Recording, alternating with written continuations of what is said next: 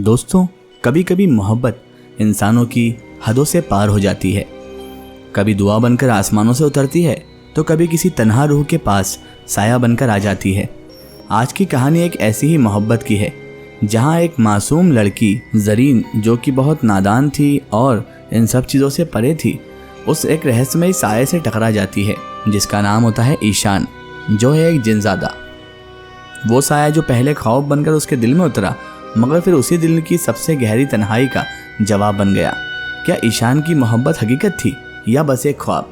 तो आइए सुनते हैं जरीन की कहानी, जरीन की ही जुबानी। मेरा नाम जरीन है, मैं 17 साल की हूँ और मेरी ज़िंदगी एकदम सादा और बिल्कुल गांव की तरह जीने वाली मैं एक लड़की थी।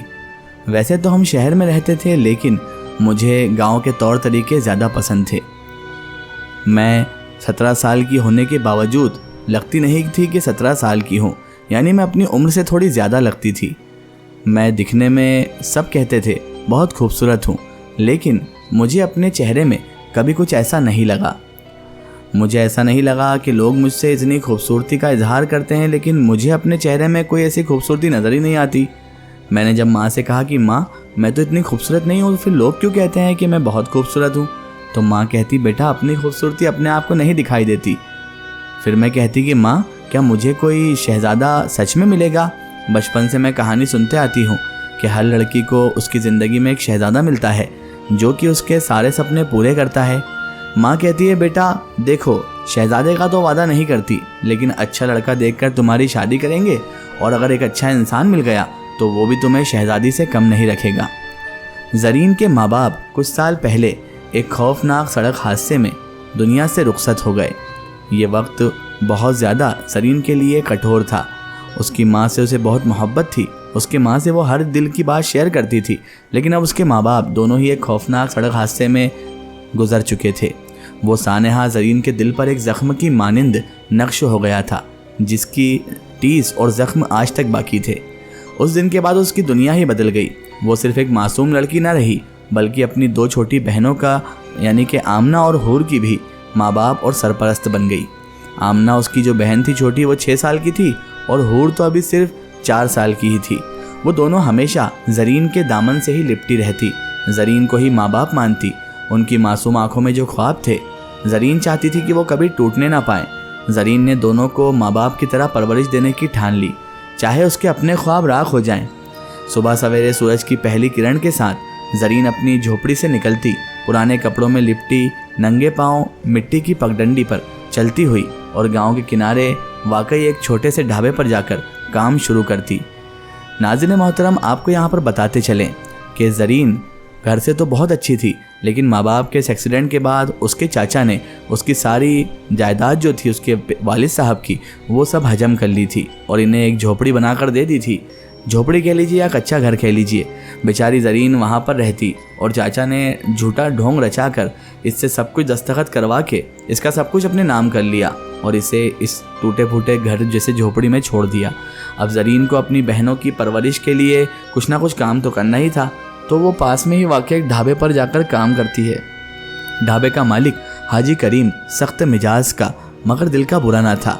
वो जानता था कि जरीन को पैसों की ज़रूरत है, इसलिए उसने बर्तन धोने, फर्श साफ करने और ग्राहकों को पानी देने का काम जरीन को दे रखा था।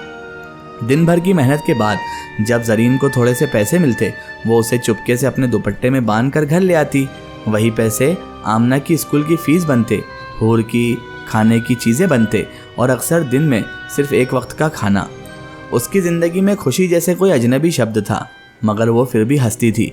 कभी किसी के सामने शिकवे शिकायत नहीं करती, हमेशा अल्लाह से दुआ करती कि अल्लाह ये मुश्किल वक्त निकाल दे, सिर्फ इसलिए ताकि आमना और हूर को कभी एहसास ना हो कि उनकी बहन कितनी तकलीफ़ में है।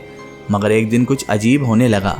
शुरू में जरीन को लगा कि शायद उसका ये वहम है, वो वहम का शिकार हो रही है। जब वो ढाबे से वापस आती तो उसे लगता कोई उसके पीछे है।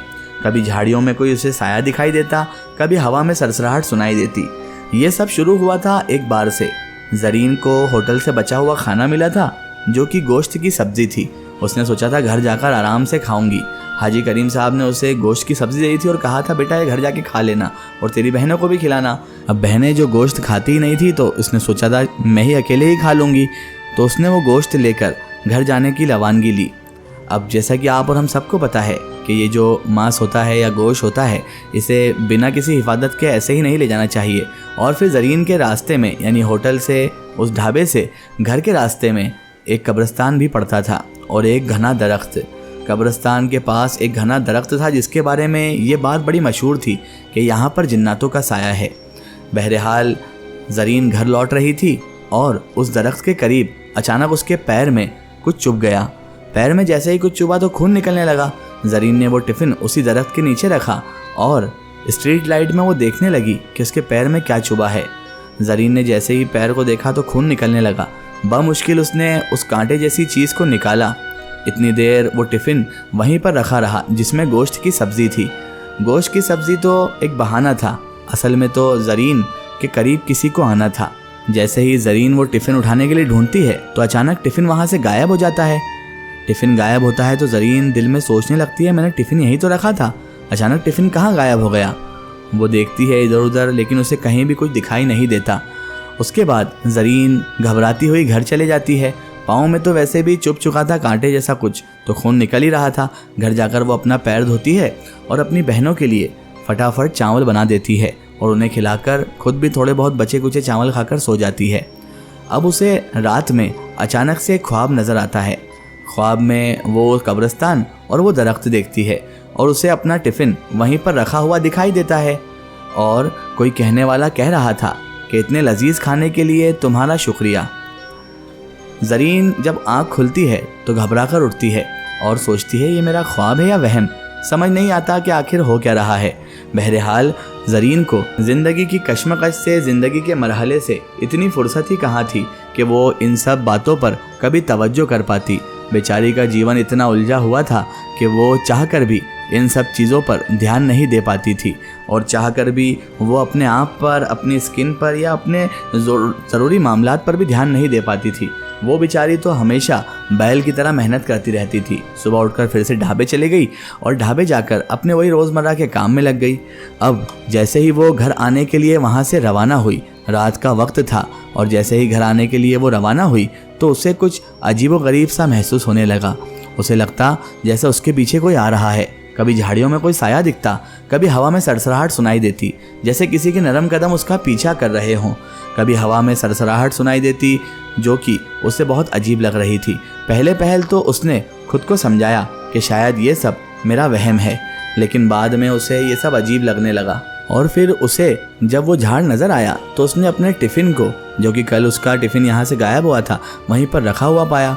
अब तो वो और ज़्यादा हैरान थी और उसे बार बार किसी साये को नज़र में आने का धोखा हो रहा था। उसने सोचा शायद ये थकान है या अंधेरे में नज़र का धोखा है, मगर ये टिफ़िन वाला वाक़या उसके जहन में बार बार जुम्बिश कर रहा था। वक्त के साथ वहम यकीन में बदलने लगा। एक शाम जब आसमान पर चांद पूरी आबोताब से चमक रहा था और ज़रीन ढाबे से थकी हारी वापस लौट रही थी, उसने आसमान में एक अजीब मंजर देखा। एक सफ़ेद साया जो हवा में तैरता उसे दिखाई दे रहा था, जैसे कोई मखलूक पंख फैलाए उड़ रही हो। इंसान से मुशाबे है मगर कुछ अलग। ज़रीन की तो रूह कांप उठी। उसने दौड़ लगा दी, पगडंडी पर अपने नंगे पांव जख्मी कर लिए, मगर वह रुकी नहीं तब तक नहीं जब तक कि अपनी झोपड़ी के अंदर का दरवाज़ा आकर बंद ना कर ले। उस रात ज़मीन सो न सकी और वह आमना और हुर को सीने से लगाकर बैठी रही, अंधेरे में दरवाजे की तरफ नज़रें जमाए। दिन गुजरते गए मगर वो साया हर शाम उसके साथ होता, कभी दूर झाड़ियों में खड़ा, कभी आसमान पर उड़ता, जिससे उसका मुहाफिज हो या उसका पीछा करने वाला। ज़रीन का खौफ अब बढ़ने लगा। उसने दिन के वक्त भी घर से निकलना कम कर दिया। आमना को स्कूल भेजने में भी उसे हिचकिचाने होने लगी। वो रात को जागकर दरवाजे पर ध्यान रखती, छोटी बहनों को सोने के बाद भी अपने दिल की धड़कनों को सुनने की कोशिश करती। अगली रात शदीद बारिश होने लगी। ज़रीन अपनी छोटी बहन आमना और हूर को दिलासा देकर सुलाने की कोशिश कर रही थी। वो दोनों बारिश से और बिजली की कड़कड़ाहट से डरकर ज़रीन के पहलू से चिपट गए थे। ज़रीन ने अपनी बाहों में उन्हें लपेटा और दुआएं पढ़कर उनके माथे चूमे। वो खुद भी कांप रही थी, मगर बड़ी बहन होने के नाते खुद को मजबूत जाहिर करना था, उसकी मजबूरी थी। जब बच्चे गहरी नींद में चले गए तो ज़रीन ने थके कदमों से अपना बोसीदा सा बिस्तर संभाला। बाहर बिजली गरज रही थी, मगर झोपड़ी के अंदर अजीब सी खामोशी थी, जैसे वक्त थम गया हो। ज़रीन जैसे ही लेटी, अचानक एक ठंडी हवा का झोंका अंदर आ गया, ऐसा झोंका जो खिड़कियों को हिला दे। दिए को बुझा दे और रूह को झोंका कर वो अंदर आ गया। रूह में कपकपी भर दी। अगले लम्हे कच्चे दरवाजे की जंजीर खुद ब खुद खनकने लगी और धड़ाक से दरवाज़ा खुल गया। जरीन ने फ़ौरन बिस्तर से उठना ही सही समझा और जैसे ही बिजली चमकी उसकी आंखों ने एक ऐसा मंजर देखा जिसे लफ्ज़ों में बयान करना मुश्किल था। दरवाजे के सामने एक इंसान नुमा साया खड़ा था, कद लंबा, चेहरा रोशन और खूबसूरत, और उसकी पुश्त से चांदी जैसे सफ़ेद पर निकल रहे थे जो आहिस्ता आहिस्ता लहरा रहे थे, जैसे खामोशी से हवा में तैर रहे हों। जरीन की रूह कांप उठी। कौन हो तुम? यहाँ क्यों आए हो?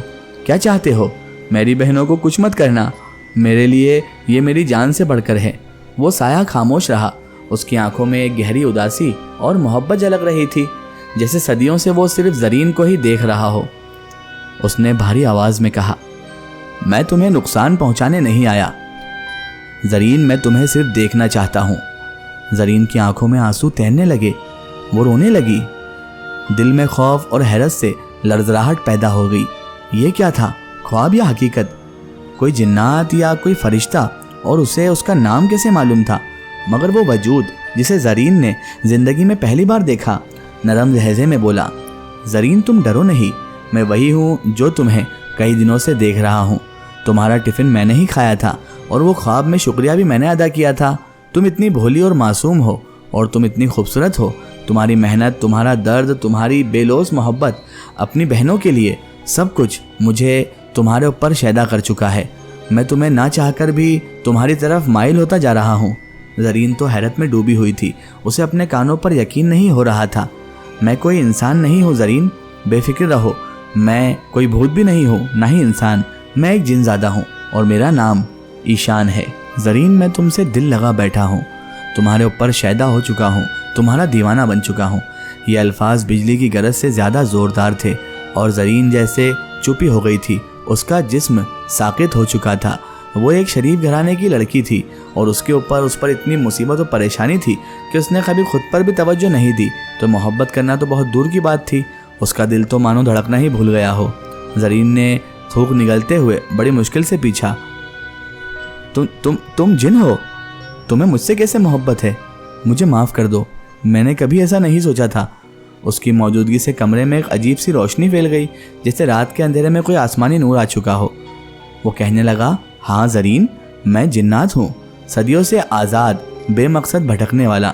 जिस रास्ते से तुम गुजर कर आती हो ना, वहीं एक दरख्त जो है, वो बरगद का दरख्त, जहाँ तुमने वो खाना रखा था, वहीं पर मेरा बसेरा है।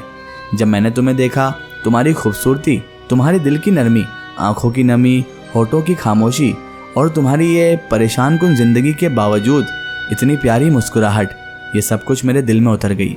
मैंने अपने जैसे जिन्नातों की महफिलें छोड़ दी सिर्फ तुम्हें देखने के लिए। मैं चाहता था तुम्हें सुकून दूँ, तुम्हारी ज़िंदगी का बोझ हल्का कर सकूँ, तुम्हें खुशियों से भर दूँ। जरीन की आंखों में आंसू आ गए। वो घबराहट के बावजूद उसकी बातों से मुतासिर हुए बगैर ना रह सकी। उसके दिल के किसी कोने में एक अजनबी सा सुकून उतर रहा था। कोई था जो उसके दर्द को समझ रहा था, उसकी दर्द को देख रहा था, बगैर कहे सब कुछ समझ रहा था। जरीन फिर भी अपने दिल को समझाने लगी, ये सही नहीं है। कहने लगी, लेकिन ईशान, तुम जिन्नात हो, तुम जिनजात हो। मैं एक आम सी लड़की हूँ जो अपनी हालात से पहले ही परेशान हूँ। मैं तुम्हें कैसे मोहब्बत कर सकती हूँ? हमारी दुनिया अलग है। तुम्हें मेरे लिए ऐसा महसूस नहीं करना चाहिए। मैं अल्लाह से दुआ करती हूँ कि अल्लाह मेरे हालात ज़रूर सुधार देगा। जरीन ने सर झुकाते हुए इतना कहा।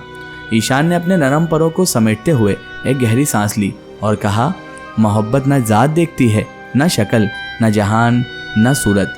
तुम एक इंसान हो और एक में जिनजात, मगर दिलों की बात तो दिल ही जानते हैं ना। उसकी बातें सुनकर मानो जरीन भी उसकी दीवानी हो चुकी थी, लेकिन अपने आप को इसलिए समेट रही थी कि दो छोटी छोटी बहनों का साथ था, उनकी परवरिश, उनका ध्यान रखना, ये सब उसे कभी किसी ख्वाहिशात या उसकी ज़रूरियात तक भी बढ़ने नहीं देता था। तो फिर तो मोहब्बत वाली बात तो बहुत दूर की थी, लेकिन फिर भी जरीन को उसकी बातें बड़ी मुतासिर कर रही थी। वो समझना चाहती थी कि आखिर ईशान कौन है, ईशान इतनी फ़िक्र क्यों कर रहा है, ईशान की दुनिया कैसी है, और क्या वाकई ईशान मेरा बोझ हल्का करने आया है। उसे समझ नहीं आ रहा था कि वो क्या करे, ईशान को हाँ करे या ना करे। वो गरीब सी बोसीदा सी लड़की और कहाँ वो जिन्नाती शहजादा। जरीन कभी उसका नूरानी चेहरा देखती, रोशन चेहरा देखती, तो कभी उसके वो चांदी के पर जो उसे बहुत ज़्यादा अपनी तरफ माइल कर रहे थे। इसका एक स्टोरी हम देखेंगे इसके अगले पार्ट में। दोस्तों, अगर आप भी कोई कहानी या फिर कोई अपनी ज़िंदगी का सच्चा वाकया या कोई भी दास्तान हमसे शेयर करना चाहते हैं तो इंस्टाग्राम या फेसबुक पर हमारे पेज माय स्टोरी बुक को फॉलो करें और उस पर हमसे बात करें और हमें कहानी शेयर करें। हम कोशिश करेंगे आपकी कहानी लोगों तक पहुंचाने की। फिर हाजिर होते हैं किसी नई कहानी के साथ। तब तक के लिए गुड बाय।